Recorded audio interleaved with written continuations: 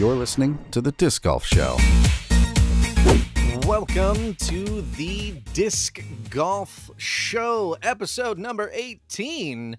This show is brought to you in part by Final Nine Sports with their two locations here in California, one in Rockland, one in Orangevale.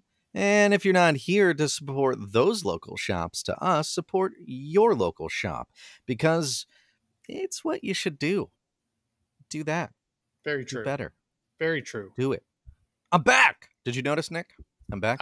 I kind of noticed. You kind of noticed a little bit? I hope they noticed. I don't know. This might look a little different to you guys too. So let's just address the elephant in the room. Yeah. We're trying out something new. We're going to do this whole webcam style, if you will. And what we think it'll kind of do is, one, simplifies kind of the process. Two, it might allow us to get guests on the show a little easier. Shh, don't tell anybody I told you. I'm not saying they're coming. I'm just saying now it's a possibility. Exactly. So, yeah, it is what it is. If you guys like it, leave it in the comment below. If you don't like it, don't care. This is what we're doing. Touche. You can tell us. You can tell us at nick@discgolfshow.com. Yes. Hate mail. Yeah, he loves it. Reads every bit of it.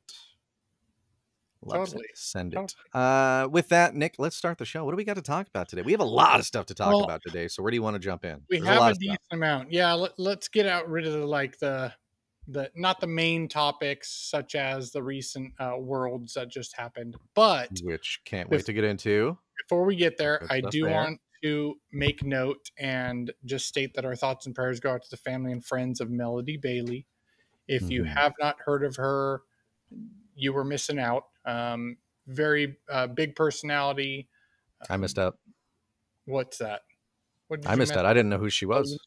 Well, until to be honest with you, show notes, and I had to look her up. So, to be honest with you, she hasn't been in the forefront for a while because she's been dealing. Well, she was dealing with some health problems. So, but like I said, she passed. So we just wanted to make note and take a few seconds to acknowledge that and wish well her family and friends. So absolutely. And I'm trying to get back into the swing of things. So me not knowing, not surprising. Yeah. There's a lot of people I don't know of. So you've been a little busy. You've been a little busy, and there's lots of people that have come up in the last like 5 years or so that, you know, they've been making impacts and doing things in disc golf that I'm just not aware of. But she was definitely one of them, looking into her. And heart goes out to her and her family. Yeah. Okay, so let's move on to some other topics here. A couple things that popped up over the past couple weeks. One is more issues popped up with Lone Star. That being a couple people were let go, whether it was mutual or not. They have dropped a couple players.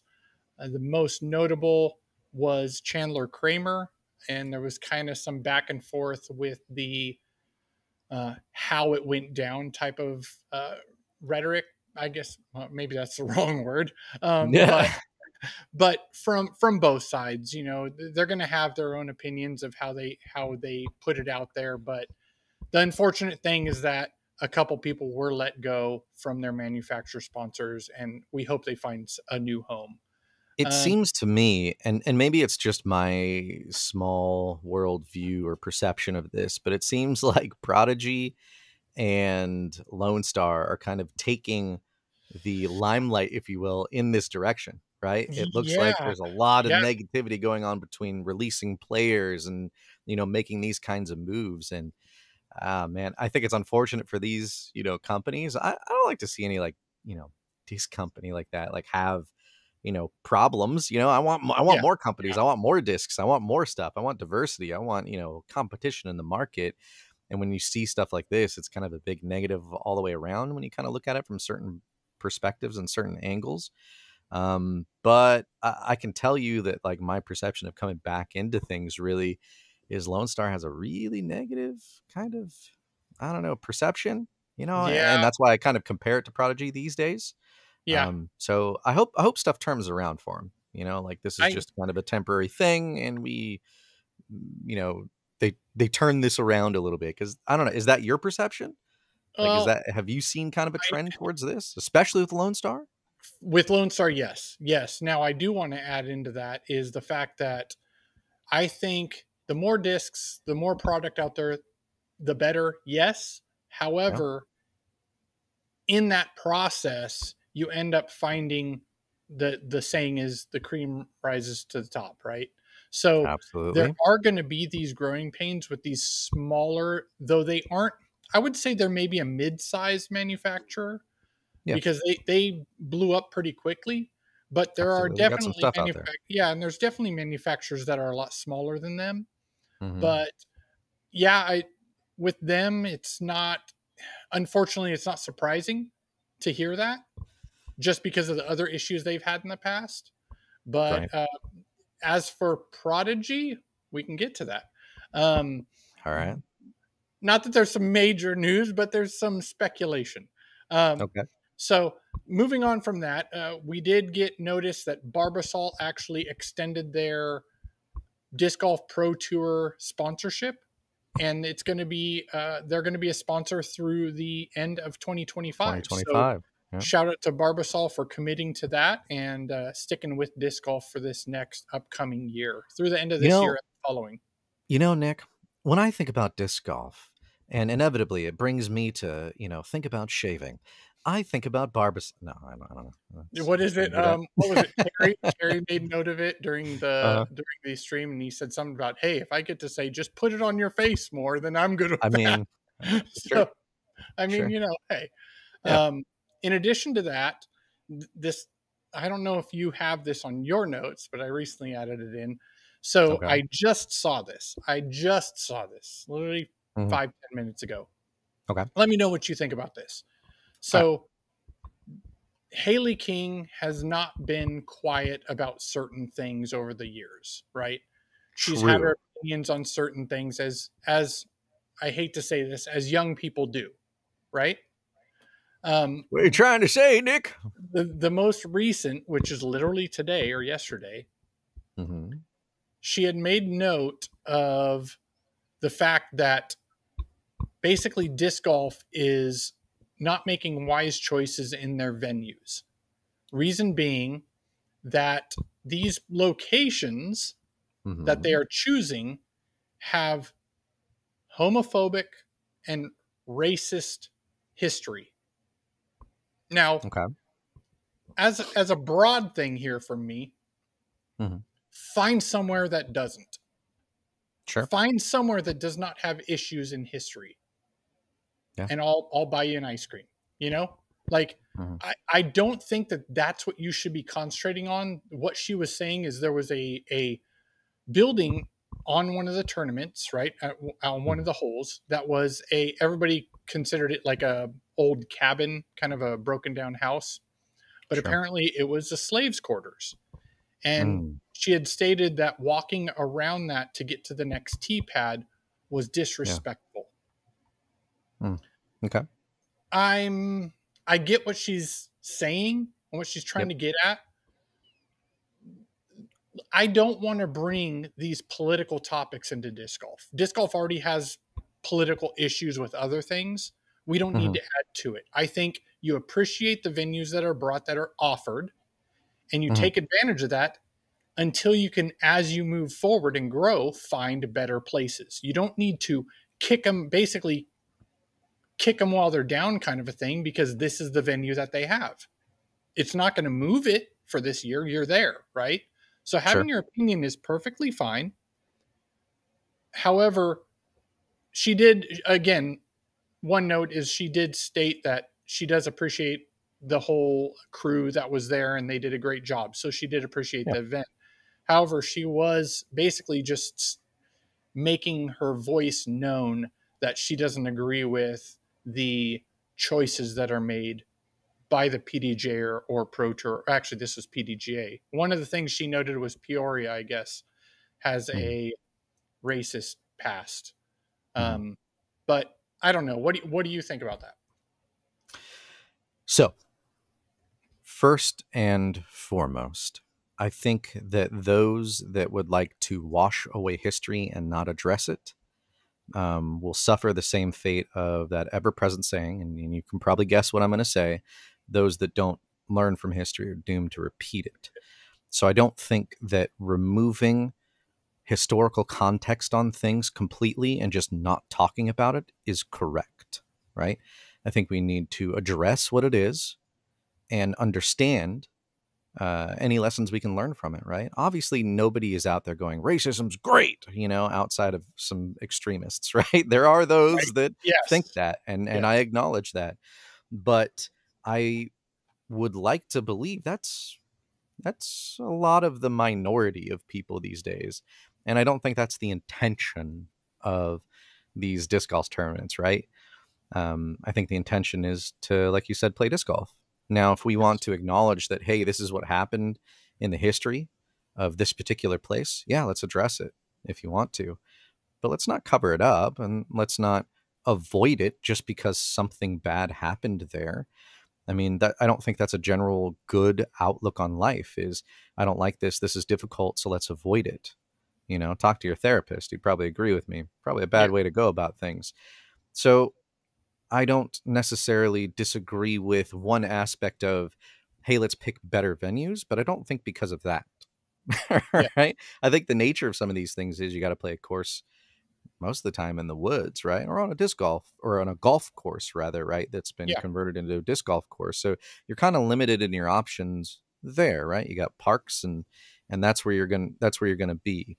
In terms of historical landmarks, whether they have a negative history or not, sometimes that's going to be unavoidable. And it just is what it is. And I don't think we run away from the issue in either respect. Do we avoid talking about it? No, let's talk about it. But let's not make that the main point of it, because that's not Yeah. the main point of it, right? So I don't know. That's my 2 cents. And feel free to disagree with me if you think we should, tear down all of these things in our history. Great. I'll just Well, agree I to think disagree with you. I would say on this note too, the one thing that I do think could have And been done I'm is not saying, to clarify, I'm not saying celebrate it either. I'm yeah, saying yeah, yeah, address yeah. No, I'm thinking the one thing that could have been done is maybe not design that hole where that structure came into play, it. because Right. there were Yeah. some discs that hit that, and I don't agree with. That Sure. shouldn't have come into play because that is, like you said, a historical location or historical item. Yeah. So in that aspect, I agree.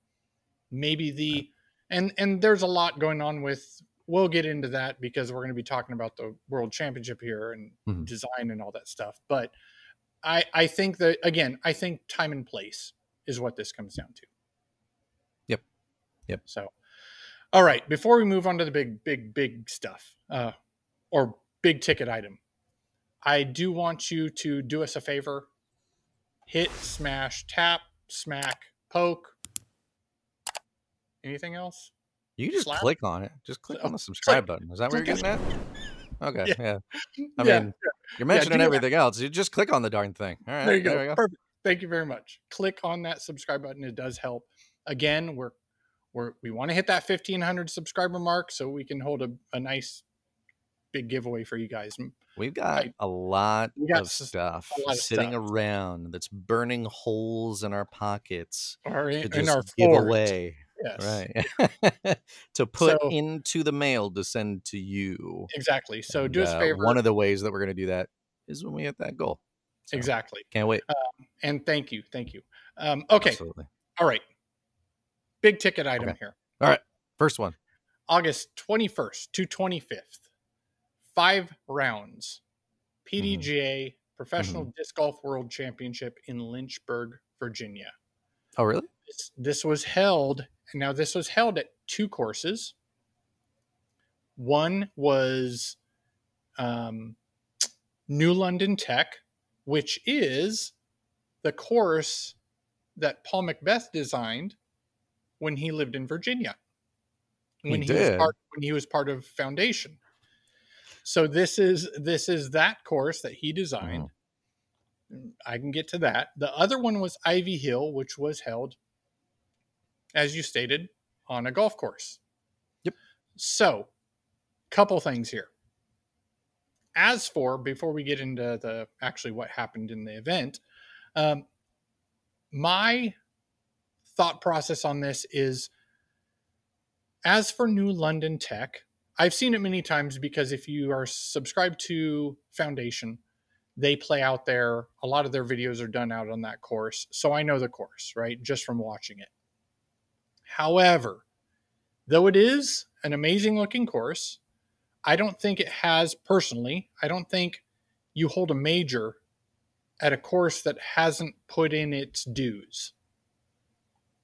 As good as it may be, I would think you'd want to hold some sort of pro tour event there, or at least, I mean, I don't even know if I'd even jump from an A tier to a major. I feel that it has to put in its dues before it is allowed to have a major. Now, again, it's going to go right back at me because we had a major here, right? In 2021, 22, the USWDGC. These courses didn't have pro tours. That's true. So I don't know. I don't really think it matters personally. As you long don't as the think so at all? course, I don't think so. As long as the course is designed well, right? Like they put in the time. There's people that know what they're doing, that have the expertise to set up the course at that professional level for this event. I don't think it's that big of an issue where you play at. Right So now, you might be more familiar with some of these places that have, put in their time or have, done their dues or however you phrased it. But I don't think that's necessarily a prerequisite to have a major event. I think if it's going to be designed well, it's entertaining. Maybe one thing that can be thrown in there too is the thought about the live coverage of it. And is that going to be more an easily issue? accessible, or will it be an issue, right? Have we accounted for that? Have we tested that there? Because I've noticed that a lot on the live coverages and some of these courses that have put in their dues. The live coverage sucks just because of the area that it's in, Yeah, right? Like, so maybe that can be a consideration more so than has it put in its, has it done its due, right? Has it put in its true, time? true. I don't think that necessarily matters as much. But I I will can, say, for the popularity of the sport, that these courses that have been around for longer might attract more people because they want to see the professionals play on these courses that they know so well. So yeah. I think there is a case for them. I just don't think it should be the only case. Now again, I've said this many times. This is not a hill I'm going to die on. I think that, Good. I would be willing, or I am willing to state, okay, as long as you've had some A tier events. Now, New London has had some A tier events, so they got that going for them. And obviously, with Paul Macbeth designing it, he's not going to design a junk course. He's going to design something for the pros. So there is that aspect. Am I mad it was there? No, I'm not, because I enjoy watching Foundation play on that course. It looks like a fun Yeah, course, very challenging course to play. And with the different types of holes that are on there, it being wooded but having nice alleys down a lot of the holes, I like that style of play, especially for coverage purposes. sure. So I did enjoy watching that. Now, moving on over to Ivy Hills. Okay. Ivy Hills, again, from my point of view, had some issues in design on a few of the holes. There were two specific holes that I had kind of problems with, and one of them Okay. I think many people had problems with. It was obvious on coverage that many people had problems with this. Hole 14 had a 50% grade slope to the green where the basket was, with a bunch of rocks. So, like, if a disc happened to come in flat at the angle of the hill, sliding right, it could hit a rock and stand up and roll down the hill. Now, I know that the argument there is everybody's playing the same course. That's always Mhm. the argument, right? Everybody has that Yeah. issue. Yeah. I don't think that that should have been an issue for anybody. I don't think that it should have been a problem that any of the pros should have to deal with, because in that aspect, that is way more luck than skill. I think there should be, yes, there is room for good luck and bad luck. However, that level of bad luck on that hole was just, it was rotten. It was rotten. I don't know if you watched, some of those I did. rollaways were I did. horrendous. So like, you could roll away. Here's the problem. Check this out. You could roll away, and if you rolled out of bounds, which we saw Proctor do, he rolled back out of bounds. He was able to putt from where he was. That's a big benefit, right? And then you have another roll away just as long, Nicholas Antela, that stays in, and then he has a massive upshot. Yep. So like I don't know. I didn't like that hole really much at all, just because of my thing, and I've made posts on this. Difficulty does not equal better, in my opinion. Sure. So though it is a difficult hole, I don't think it was any fun for any of the players, except for what was it? Luke Humphreys, I think. No, Thomas, right? Luke Thomas. Luke Thomas. Oh, Luke Thomas. Luke Thomas. Okay. Luke Thompson. Guy, I feel so bad right now. I don't know. He got a birdie on that too. Two of the rounds. So are you talking about on 14? Yeah, on 14 that was Luke Taylor's. Taylor's. Thank you very much. So I'm sure he liked it because he got multiple strokes on the rest of the field on that hole. Right.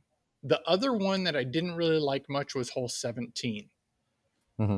For me, that inbounds area was too small.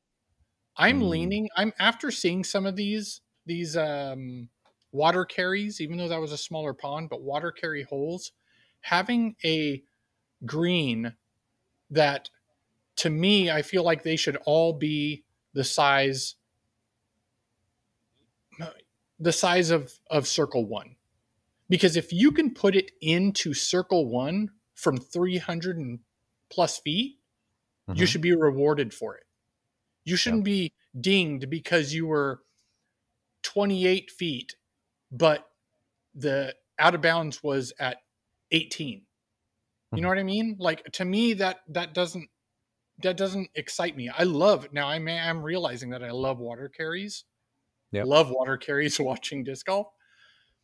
But that, for me, that green was way too small. What do you think? I had no problem with them. I loved the drama that it provided for what I got to watch. I got to watch stuff roll out of bounds, catch this bad angle, and now, oh my gosh, the game has changed a little bit. Maybe he has a chance now. Oh no. And then this, maybe a possibility for the drama that it inserted into it, I loved. Especially and that water carry hole that you're talking about. Think about how Tatar did, right, on the final day there, right? Powered it over, landed right next to it, and then Solonen was like, hold my beer, and then bounced it off a tree because she laid it up short, and her second shot, she was like, not to be outdone by Tatar, not today. I loved it. I loved the drama that it got inserted because of that kind of unknown factor and that little bit of luck that's in there. I don't think that necessarily we should stray away from things like that, right? A 50% grade? Cool. We got athletes. They can handle that. What's a 50% grade to them? Let's do it, right? It catches a bad, spot on the hill and rolls. Oh man, tough luck. That's how it happened, right? Now you got to recover from it. Now you got to scramble, right? And that can happen to anybody, right? Like you brought up, they're all playing on the same course. The probability of that happening is probably just as much as the probability of them hitting a tree between like a jail cell kind of, throw where they got to throw in between all these trees, right? There's this narrow alleyway that they got to make it through to make that shot, right? And that skill level goes up, right? And then, hey, there's a patch of rocks over here. Better not hit that, right? Maybe you play it safe. Maybe you don't. There's an inherent risk factor built in too. I like the drama of it. I don't know if this particular course, and I'll agree with you that just because it's more difficult doesn't make it better necessarily. But this particular course, I really didn't have a problem with it. Like the stuff that you bring up, I liked what happened as a result of that. Now, some of the players didn't like what happened. Like, and if I was playing it, I might not like it. I might be cursing that course too. But as a viewer and watching it, spectating this event, it was, I liked it. I think it added an extra little layer that got me excited about some of the things. And, now the possibilities have changed, and there's this extra dynamic that might not have been there if it was just a flat, throw it as far as you can, no challenge course really, except for distance course. I'd rather see that than that, right? Than this, you just got to throw real far. That's the challenge. That's boring. Snooze fest. Yeah, no, yeah, Change the channel. I don't mind it. I don't mind it being on a slope where there is a rollaway chance. Yeah. Don't get me wrong. I like the drama too. I enjoyed the drama because it did throw in some upsets. Yeah. I just think the level of, again, for me, the level of difficulty that put on the players, if the players aren't enjoying it, I don't think it's a good hole. And from what I heard, a plethora of players thought that hole was just now, they did say maybe the grade wasn't the worst. Their issue, I think, several of them were saying the rocks. The fact that the rocks and a disc coming in at the correct angle, matching that hill, should never roll away. It shouldn't. I will completely disagree with you and stop you there. This is nature, man. You're playing in nature. That's where disc golf goes. You don't like rocks. Don't put the basket there. Don't put the basket. Right? I don't think that the level of the enjoyment of the players has that much significance. You don't like the course? Well, I don't necessarily care. Has nothing to do with it for me, right? Yeah, but if they don't like it because of there's other very valid issues, like there's a safety issue or something like, oh, okay, now we're talking. That, why do you not like it, I guess is what I'm getting at, right? You don't like it because it's difficult and it came in at the wrong angle and bounced because it hit a rocky poo, because that happens in nature. Well, tough cookies. Okay, so just on that comment that you made, that was actually one of my notes that I had made to myself, was the safety on that hill. The stances were not safe. The players... you're stretching now. No. I'm not, because there were several players that were gently trying to maneuver, just walking up the hill, just getting up the hill to feel comfortable with their stance. I don't think, again, hey dude, safety is the biggest thing. That's your product. Your player's your product. If they rolled, if one of them rolled their ankle, you can roll your ankle anywhere. There could be a pothole and you roll your ankle. You are correct. I don't think that the grade inherently added more safety risk than any other. It wasn't part the grade in nature or the rocks. Like, I don't think it was the grade. Come on. It was the hill itself. No, seriously. Seriously, that's your product. You don't want to add to the possibility that somebody could roll their ankle. Understand that, but there's inherent risk in everything. This is a sport. You play football, there's a risk. You play basketball, there's a risk. You play disc golf, there's a risk. You could roll an ankle. Yeah. There are precautions but we're not you take, though. This is the difference, though. The difference is, what I'm talking about with safety is you've put a place where players have to drive from that is unsafe, made out of poor materials, or it's too short, or it's lifted up, and there's a strong possibility of them going off an edge and hurting themselves. That's a different story than walking around with inherent risk that you would have if you're hiking. You're stretching a little bit. No. I'll say it's a 10% stretch. I don't think it's a significant stretch. I do 10% stretch. Oh. I don't think I'll give you something. I can understand what you're saying. But the problem to me is that when you design something, you don't design it in a way that there is more opportunity for the possibility of injury. That adds to it. A smooth grass hill, as much as it's hill, the 50% incline, I'm not as much deterred from that or annoyed by that.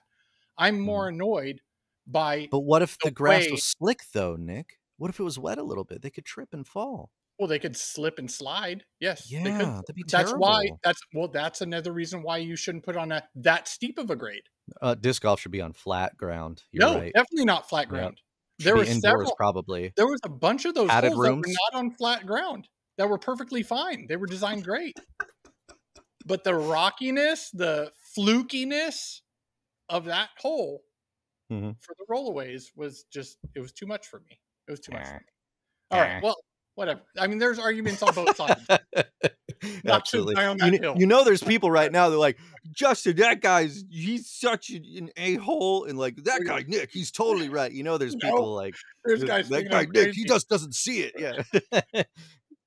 I love it. Oh, I want man. to Hey, hear your comments down below. either Who do you way- agree with me or Either Nick way, here? it was fun to watch. Either way, It you was look at it was fun to watch. It was fun to watch. Absolutely. Absolutely. Now, talking about your tee pads. Oh yeah. I knew this old man comment was coming. Listen, I knew it. New London. Back in my day, New London. disc golf was No, black and white No, New London. because that's all the TV had. You have a major. You are Mhm. you are holding a major, Yep. and you have old, multicolored football / whatever type of turf you have on those tee pads. Yeah. Just throw some new turf on there. Just Yep, throw yep. some new turf on there. It Yeah. does not No, look good. I agree with you here. Like aesthetics is something that's easily controllable. Like Yes. you can make that look a little bit better, and it doesn't really take much time, effort, or money to do. No. So yeah, that I will agree with you here. I'll old man it up with you. That no, the quality of that should be improved because you're trying to improve the quality overall of your Yeah. major event, right? If we're just filming like an A tier, who cares really, honestly? But when we're talking about at this level where we're trying to like bring disc golf up to like an ESPN level live, Yeah. sports kind of thing, It's amazing. major event, the little things matter. And that's a little thing that's very easily fixed. Yes. So unless there was some reason, like, there's some kind of context, like at this course, these tee pads have been there since the beginning of disc golf, and Mr. Disc Golf himself put these in. So we're preserving that. I could see a case for it, but if that's not the case, come on now. Yeah. Just yeah. make it look nice. Just make it look nice. Swap it out. Yeah. Swap it out. Yeah. Another note here on New London. It's sad. Again, great looking course. Hmm. Go check out if you didn't watch the major, then I'm sorry for you. But if you follow Foundation, go watch some of their videos. Yeah, check out Gomez Pro. No, all the Foundation. highlights or the That's right. check out all that stuff, post-production stuff. Go check it out. It's really good coverage of it. So, however, the problem is that now they were told that though there was a contract or something with the city in which they're going to raise 7 of those back holes. So though they may be getting rid of it, apparently they'll be able to use some other land right there. So there's that aspect of it. Okay. But it's kind of sad because as far as I know, I think the Champions Cup is supposed to be played there next year. Is it this year or next year? Next year. Next year, I think. Yeah, I think you're right. So the fact that course went in, and it's a great course, and now it's going to be there for 1-2 events, big events, and then it's going to be gone. That's super sad. Super sad. So hopefully, not likely, but cross your fingers, hopefully there's some way in which they can work with the city to possibly have that switched, maybe. I don't know. Right. Are the back 7 holes so great that it couldn't be better via an update? We don't know. We'll see, I guess, if that does end up happening. But sad to hear that right before World starts. That was news that came out right before by Paul Macbeth, and I was like, oh, man. Because I was kind of excited. I was excited to see some all the pros, a big event at that course. So Yeah. all right, guys. So let's move on. We'll move on to what happened.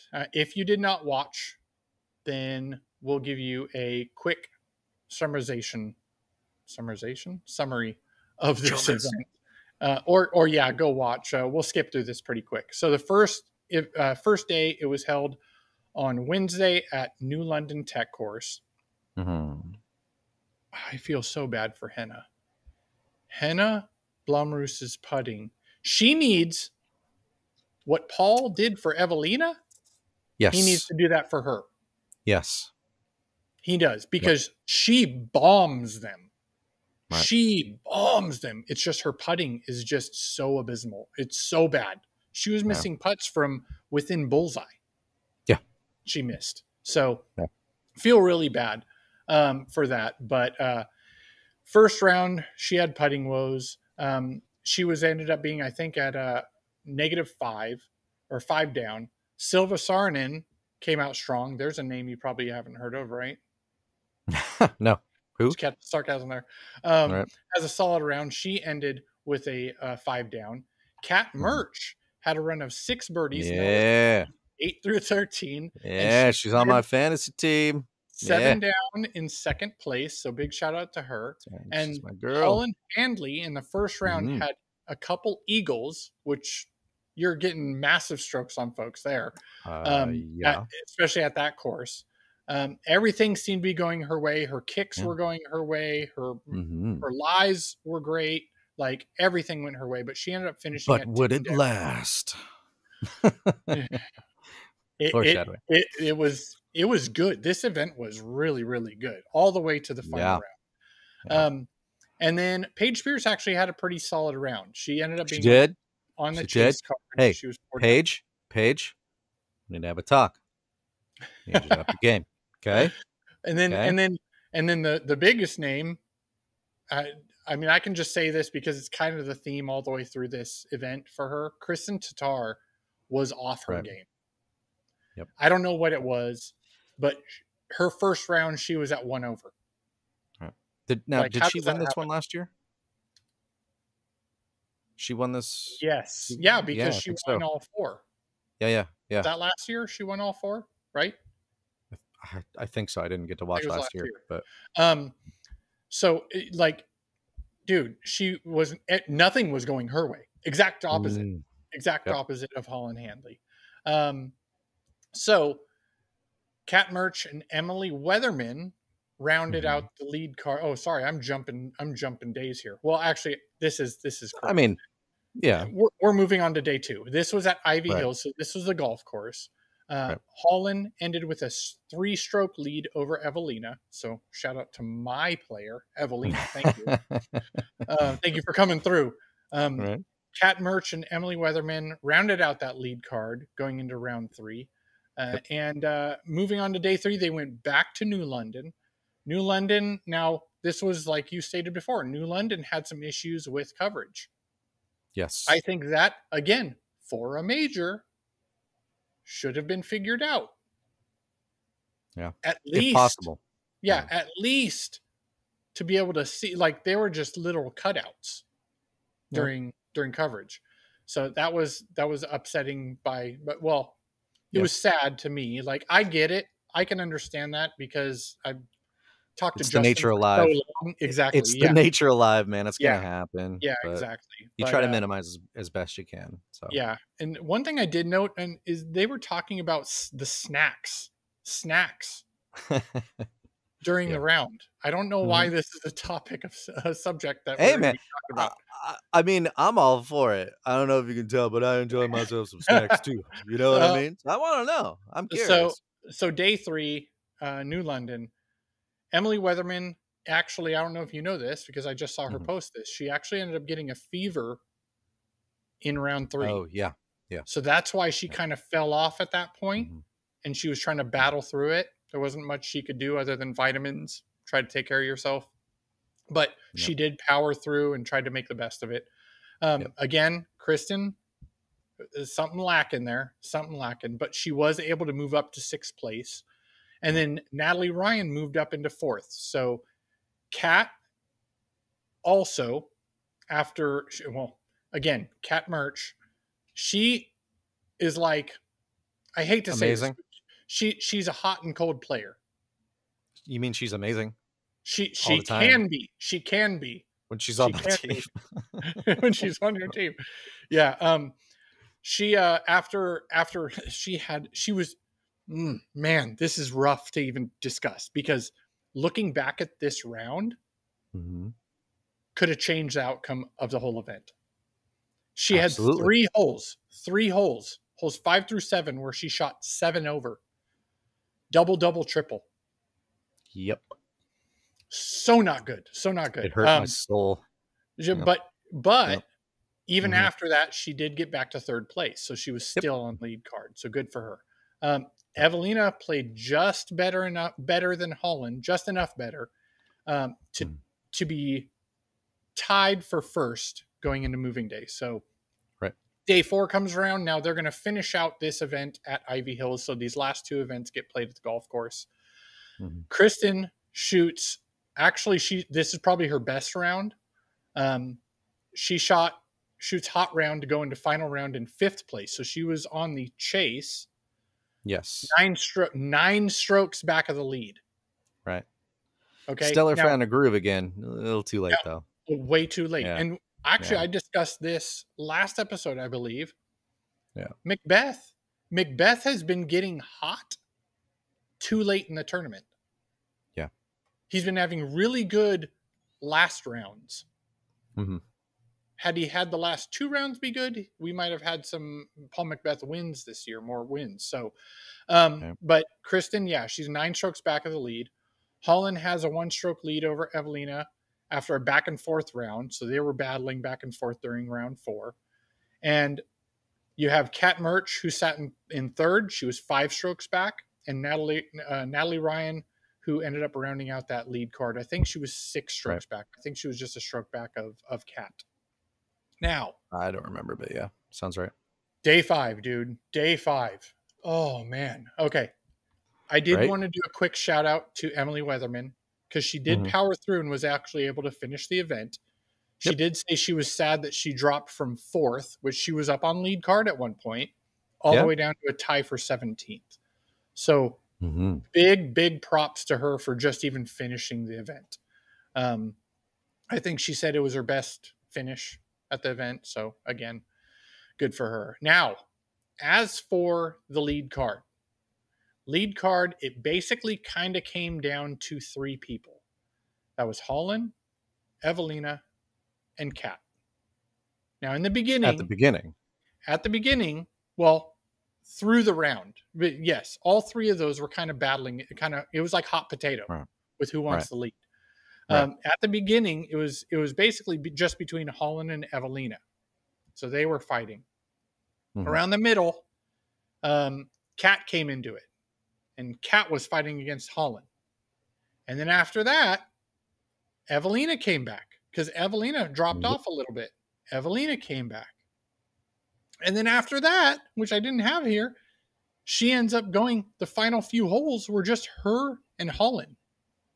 And it was just like, it was who's going to have the better hole. And that kind of was what was going to happen, right?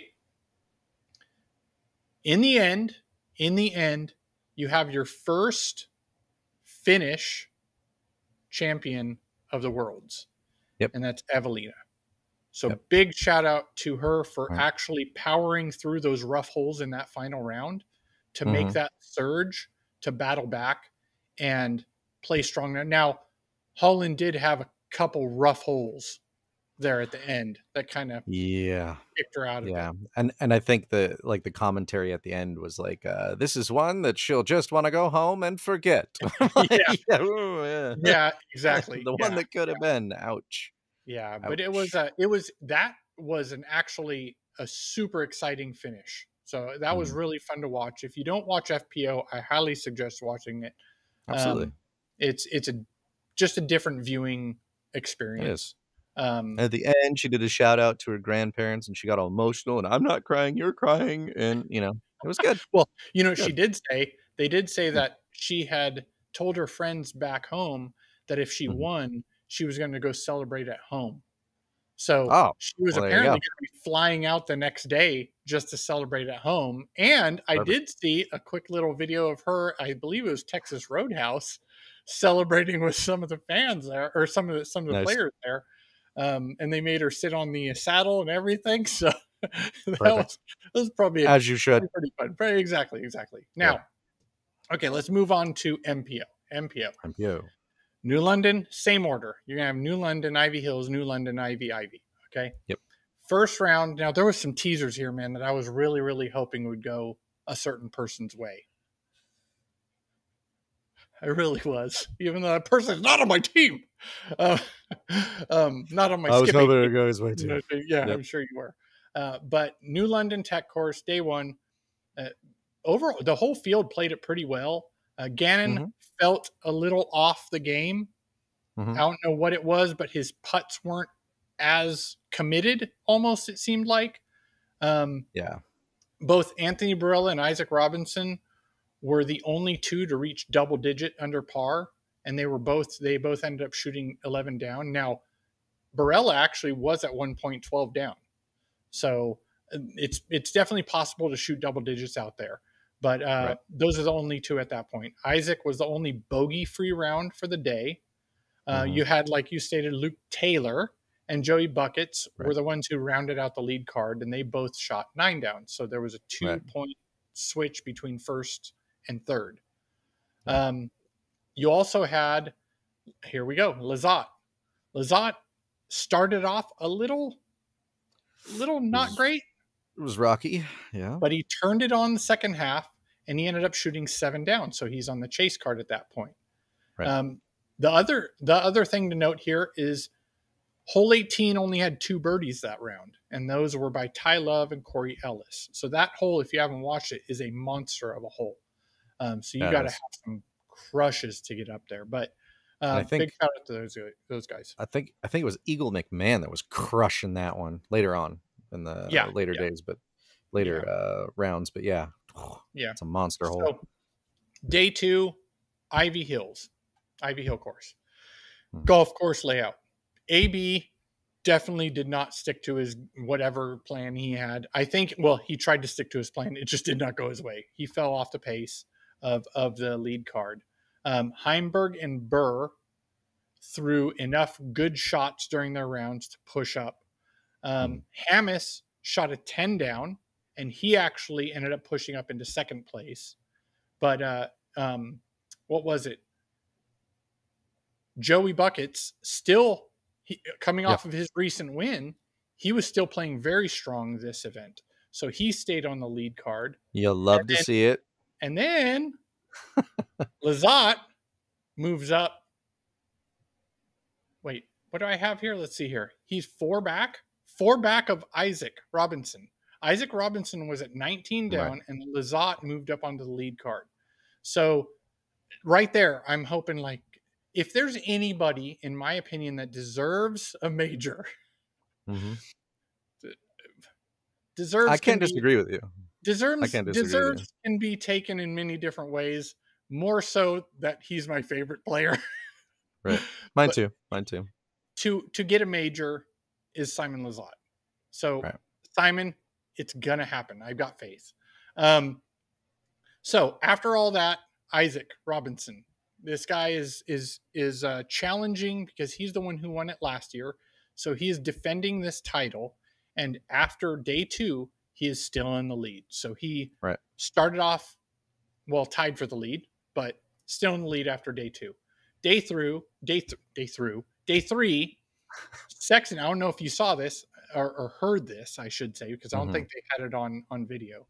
Sexton got an ace on hole 4. And that was a 286-foot shot. So big shout out to him. And this one kind of same story. Isaac just played really, really well, really consistent, and he still maintained his lead moving into the golf course at Ivy Hills. Day 4, Isaac Robinson holds off the field to have a 3-stroke lead over Antela, who had a great round. And was vying again to be the first Finn in MPO.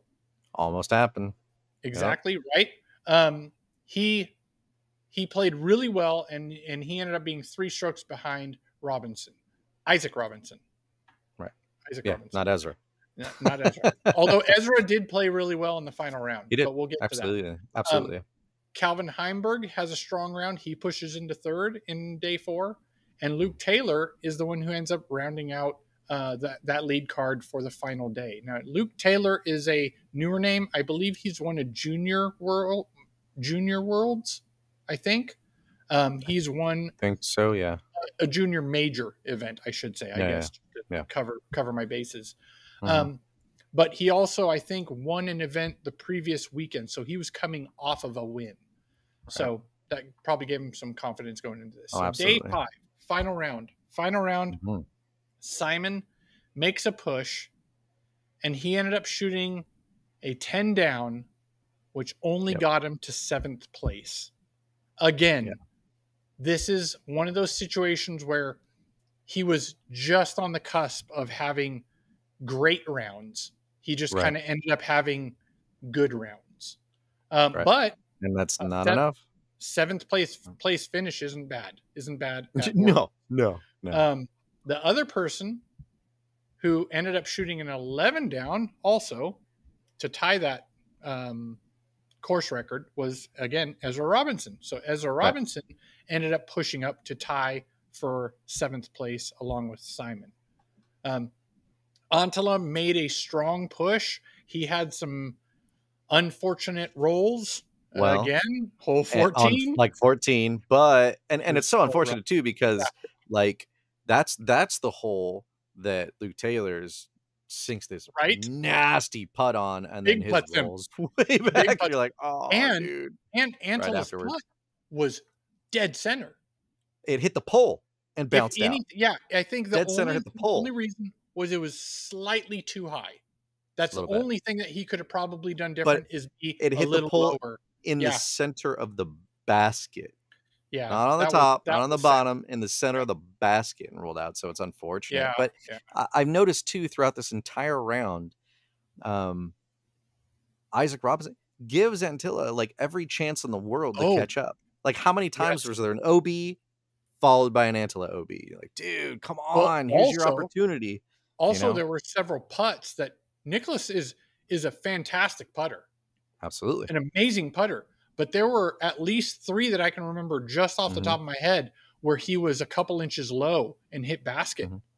That's 3 strokes right there. And this thing too that I've noticed during the coverage, especially during like this final day here, is we've gotten to the point, and I love this, that did you know that Heimberg, when he punts, when he misses, he tends to miss low? I love that we know this. I love that we can know this now, and we keep like track of all these stats, and they're putting out when he misses low here, so he's going to want to shoot high. I'm like, why do we know that? This is amazing that we know this. I love this. This is awesome. The stats that they have are insane. Oh, yeah. Some stats that are out. I would wish that they'd do a little bit more of that. Yes. Keep the snack talking. I like the snack talk. Yes. No, I don't want to hear snack talk. But I want to hear more snack talk. Like, do you like Gushers? You remember Gushers? A little. But anyways, but throw in some stats too. You keep doing that. I like it. I like it. Yeah. So coming down that stretch, like you said, through that, basically the whole middle of the course, Isaac was kind of leaving the door open, right? Yeah. And Antala just could not walk through it. He just couldn't. Yep. And then I think that nail in the coffin was 14. Absolutely. 14 was just, and then I think it was he had 3 strokes on hole 17. I want to say he had 3 strokes. He might even had 3 strokes after going on to 18. But anyways, who ends up pulling off the back-to-back? Who pulls off the back-to-back worlds, which they notated there's 3 other people that have done back-to-back worlds, and that is Climo, I think it was Barry Schultz, and Paul Macbeth. Hey, you're in good company there. Very good company. So big shout out to your winner, Isaac Robinson, for the second time in a row. My quick, now I don't know if you've noticed the past couple episodes I've done pro highlights. This one, I'm not going to do a pro highlight, but I am going to mention something here. Okay. Reason being, after watching this, Uh-huh. they made note of this during the coverage as well, but I thought about this. I think Isaac Robinson is the new Nate Sexton. How so? Because his game, he isn't the longest thrower. Mm-hmm. He plays pretty safe. Okay. He can throw far. Sexton can still throw far. And when he was in his prime, like he could bomb him, right? He has that crazy forehand that Sexton has. But I think that Isaac Robinson is this newer generation's Nate Sexton because he has a solid, all-around solid game. And, well, I don't know. What do foxes think of his discs, though? That's the final test. That's the litmus test. He has not been confirmed, consecrated. What would that be by the fox yet? Christened? I don't know. Christened. There you go. No idea. I have no idea. By the fox. Until that happens, can't be Nate Sexton. I'm sorry. Yeah. Right. Yeah. It's but the final qualifier. Yeah. One thing I did want to say though here is I did look at some of his stats, some of his wins. His win ratio is 20% of his events played since he started playing professionally. So all of his, good. Yeah, 1 in every 5, I'd say so. He is currently rated 1,044. And just to let you know, so you can do the math, 176 events, 35 wins. Okay. That all right. That's almost exactly 20%. Almost to the by spot. one event. Yeah. So he started playing open in 2014. So he's only been playing pro for 10 years, which I mean is a good chunk of time. But at this level, I think it's probably only been really that he's been in the spotlight for the past 3 or 4. Okay. Something like that. But yeah. Very, very, very strong player. Like I said, I think his game as a whole is super solid. I think he doesn't have any really bad weaknesses. I don't consider him like the best at anything. The one thing that I would contemplate him being the best at is the most casual putter ever. Like he literally looked like he's just tossing it to his friend. There's the structure. It's just like so flippant. It's just like, just watch his putting. It doesn't look like there's structure. Like it's weird. It's so his casual. Putting style is flippant. Well, no. Okay. The way he releases it is flippant. Like it's like a toss. It's not like a. Okay. It's weird. I wouldn't have thought of it described that way, but maybe you're right. Well, I can't say that it's not committed because it is. It's just so casual. His form is so casual. So I think he's the most casual putter out there. Yeah. So, I mean, I don't know if you have any opinions of him or who he reminds you of. No, but I would say maybe more sarcastic of a putter than flip. I got nothing. Sarcastic? Nah, I don't know. Flippant is maybe the wrong word, okay? It's the word that popped into I my head. love it. I love it. Okay. And that's what I'm striving for. I want to be a flippant putter. Yes. That's Well, there are some other worse words that I'm sure I could have thrown in there. Okay, so this moves on to our upcoming event segment.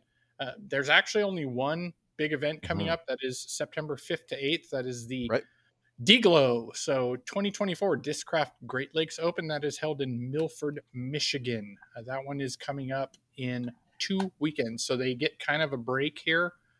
I'm sure some of them will be playing some local events, maybe A tiers somewhere, but yeah, that's all that you're getting for upcoming events before our next episode. Absolutely. As for a question, did you get everything done? Did you get everything done that you needed to get done while you've been away? So Skip Ace in our fantasy league, who won that? That doesn't know. I don't know. I have no clue. You have no idea? I can tell you right now, though. Yeah, me either. I don't know who won. You I'm don't? not quite sure. Nope. No clue. Well, there are no Not live quite scores sure. because the event's Not quite sure. over. Oh, it's you? Yeah. Did you win? Oh, oops. Sorry. I guess I took that one too. Got you, Ken. We're also testing out another app, and I think maybe when we get a couple more events in, we do like a comparison review. Maybe, I don't know. Maybe we'll talk about it a little bit. We'll see the comparison between Skip Ace and this other app that we're testing out, because I have some gripes and suggestions maybe Great. of both, but maybe that'll come here up on the next episode. Stay tuned. We'll see. Awesome. Oh, what did I get? Oh, I actually came in third. You did? Yeah. Oh, wow. Yay for me. Hey, that's better than last place. Sorry, Roger. I'm sorry, Roger. High score wins too. Oh no, I don't know, man. He win in our hearts. There's time that he could come back and beat me. There's definitely time. He could. I hope he does. I mean, he could. He really could. What did I ever do to you? Jeez. Speaking of that, you should all probably know as well that if you want to save a little bit of money while you're shopping for some stuff, maybe a bag or some new swag for disc golf, you could use a code Disc Golf Show to save yourself, get this, 15% off of purchases at Upper Park Disc Golf by using that code Disc Golf Show. You could also save a little bit of did you take that one out? Yes. Did they end the code?